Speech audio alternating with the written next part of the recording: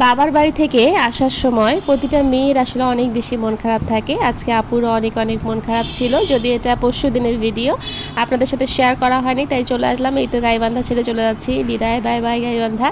আসসালামু আলাইকুম, আমি শারমিনী ব্লগ খাবার চলে আসলাম একটা লং ভিডিও নিয়ে। আশা করি সবাই ভালো আছেন। আপু আলহামদুলিল্লাহ এখন ভালো আছে। সেদিন আসলে মনটা অনেক বেশি খারাপ ছিল। এই তো আমরা দেখেন বাসা থেকে যখন আসি তখন পুরা গোছগাছ শেষ।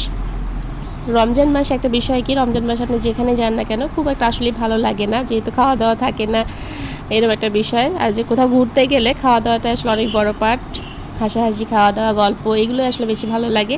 রমজান মাস আসলে যেহেতু ইবাদতের মাস, বাসায় থাকায় অনেক বেশি শ্রেয় আমি মনে করি। এর আগেও যতবার গিয়েছি কোথাও কোথাও আমি ভাবি যে আর কোথাও যাব না, কিন্তু যেহেতু বাবা মা আছেন, বাবা মার বিষয়টা আলাদা। এবার রংপুরে তারা আসেন নাই, ওই জন্য ভালো রমজান মাস তাদের সাথে কিছুটা দিন কাটিয়ে আসি। তো 8টা দিন থাকলাম, কিন্তু একদম মনেই হলো না যে 8টা দিন যে অনেক সময়, মনে হলো যে 2-1 দিনের মধ্যে শেষ হয়ে গেল। বাবার বাসা এমন একটা জায়গা, আর বিশেষ করে আমাদের যেহেতু নানা বাসা, দাদা বাসা, সবার বাসা এখানে রয়েছে, তাই সবখানে একটু একটু করে যেতে গেলেও আপু যখন আগে যাইতো পুরা 1-2 মাস আসলে মানে থাকা হয়ে যায়, এরকম একটা বিষয় যদি ইচ্ছা করা যায়। এটা আসলে বিয়ের আগে যতটা ছিল, এখন বিয়ের পর আসলে অতটা বেশি একটা হয় না।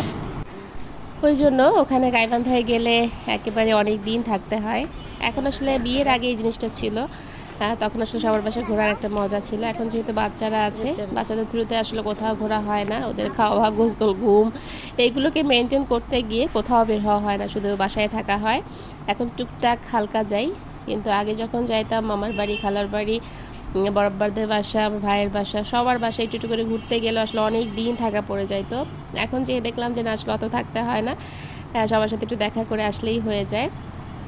যাই হোক, আলহামদুলিল্লাহ 8টা দিন অনেক চমৎকার কাটালাম, যেগুলোর সাক্ষী আপনারাও ছিলেন। আর অনেক অনেক জায়গার ইচ্ছা ছিল যে গাইবান্ধার, যেমন যে মিনি জাফলংটা, এরপর আর অনেক সুন্দর সুন্দর নাকি জায়গা হয়েছে, একটা ব্রিজের কথা শুনেছি।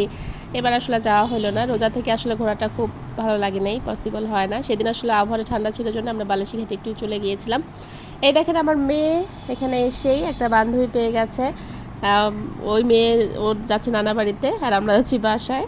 ও তো মহা খুশি, ওই মেয়েটা, ছোট্ট মেয়ে যেহেতু, ও আসলে ওর ভালো লাগতেছিল না, এখানে এসে যেহেতু একটু ওয়েট করতে হয়, আর অপেক্ষা জিনিসটা আসলে অনেক কষ্টদায়ক। ও নানু বাড়ি যাবে, ওই উত্তেজনা ওর ভালো লাগছে না। পরে আমার মেয়েকে দেখে ওর মা বলছে যে এর সাথে খেলো, তাহলে একটু ভালো লাগবে। তারপরে এই তো আমার মেয়ের সাথে একটু খেলাধুলা করলো, তখন দেখলাম যে ওর মনটা ভালো হয়ে গেছে। এই তো গাইবান্ধা ছেড়ে এখন আপু চলে যাবে, তাই একটু মনটা খারাপ। যেহেতু গাইবান্ধার মেয়ে আমি, আমার জন্মস্থান, ভালো লাগার একটা জায়গা, আমার আসলে তো অনেক ভালো লাগে। আর অনেক অনেক যারা ফলোয়ার আছেন সবার জন্য শুভকামনা থাকবে, যারা আমার পাশে আছেন, আমাকে প্রতিনিয়ত ভালোবাসা দিচ্ছেন, সব জায়গার মানুষকে আসলে ধন্যবাদ জানাতে চাই। যারা ফেসবুকে যেসব ফলোয়ার আমাকে এই যে 1-1.5 বছর ধরে আমাকে সহ্য করছেন, আপুর ভিডিওগুলোকে সহ্য করছেন, অবশেষে ফাইনালি যেহেতু এখন একটা এত 1-1.5 বছরের কষ্ট যেহেতু একটু হলেও সফলতার দিকে যাচ্ছে, এখন অবশ্যই আমাকে ছেড়ে চলে যাবেন না। এখন আরও আপনাদের বেশি বেশি ভালোবাসা চাই, বেশি বেশি একটু পাশে থাকলে হবে কি, আমি কাজগুলো করব এখান থেকে আসলে এত কষ্ট করে যদি একটু যদি আর্নিংটা না আসে, সেক্ষেত্রে আসলে কাজটা করা বৃথা মনে হবে। কেননা যে কোনো পরিশ্রমে যদি ফল না পাওয়া যায়, সেটা আসলে খুব একটা বেশি দিন ভালো লাগে না। তাই আমরা চাই যারা পাশে আছেন, যেহেতু আপনাদের টাকা খরচ হবে না, শুধুমাত্র আপনার ভিডিও একটু দেখে গঠনমূলক কমেন্ট রেখে যাবেন, একটু শেয়ারিংটা বাড়িয়ে দেবেন, এই কয়টা কিছু করলেই আসলে আপনাদের কাছে চিরকৃতজ্ঞ হয়ে থাকবো। এই তো আমার ছেলে মেকারি করতেছে এখানে এসেও। আমার ছেলেকে জেলের জন্য একটু দোয়া করবেন, আমার খুব ইচ্ছা তাকে একটু ইঞ্জিনিয়ার বানাতে চাই। জানি না ভাগ্যে কী আছে, ইচ্ছা তো থাকেই। আর মেয়ের তো ছোটোর থেকেই ডাক্তার হবে ডাক্তার হবে, এক একবার এক একটা হবে। আমার ইচ্ছা ডাক্তারি পড়ানো, জানি না ভাগ্যে কী আছে, একটু তো ইচ্ছা থাকতে হবে, স্বপ্ন না থাকলে তো আপনি পূরণ করতে পারবেন না। 2টা বাচ্চার প্রতি একটা স্বপ্ন রয়েছে, জানি না কে কতটা পূরণ করে দেবে আমার, তাও চেষ্টা করে যাব।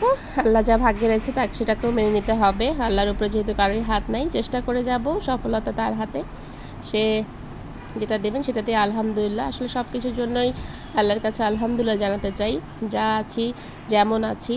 অনেক সময় আমরা অনেক কিছুই ভাবি যে অল্পতেই অসন্তুষ্ট হয়ে যায়, যে এটা কেন আমার নাই, ওর কেন এটা আছে, এগুলো একেবারে ভাবতে যাবেন না। আপনার যা আছে সেটা যেহেতু কেউ আপনার কাছ থেকে কেড়ে নিতে পারবে না, আপনার যেটা রিজিক সেটা কিন্তু আপনারই থেকে যাবে, অন্য কেউ এটা ভাগ বসাতে পারবে না। তাই যেটা আছে সেটা নিয়েই সন্তুষ্ট থাকেন, আল্লাহর উপর একটু ভরসা রাখেন, যা চাচ্ছেন আসে, কিন্তু আসলেই পাওয়া যায়। আর পরিশ্রম করলে সফলতা নিশ্চিত, এটা আসলে একদম প্রমাণিত।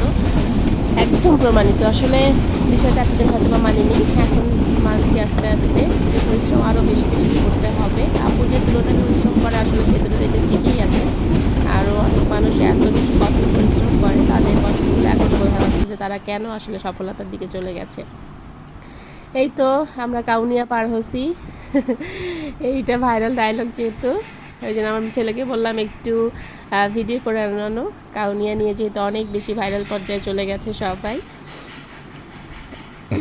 মোটামুটি ভালোই লাগে। আর ট্রেনে হয় কি, আমার ঝালমুড়ি তারপরে এগুলো খুব পছন্দের, কিন্তু রমজান মাস জন্য যদিও এগুলো খাওয়া যাচ্ছিল না, আমার মেয়ে আর ছেলেকে একটু কিনে দিলাম,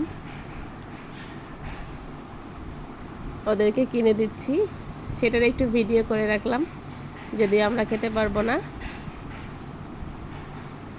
আমারটা আমি রেখে দিলাম যে বাসায় যেয়ে খাবো, কেননা রমজান মাস। ঠিক আছে, এটাই ছিল ছোট্ট ভিডিও। ভালো লাগলে অবশ্যই লাইক কমেন্ট সাথে পাশে থাকবেন।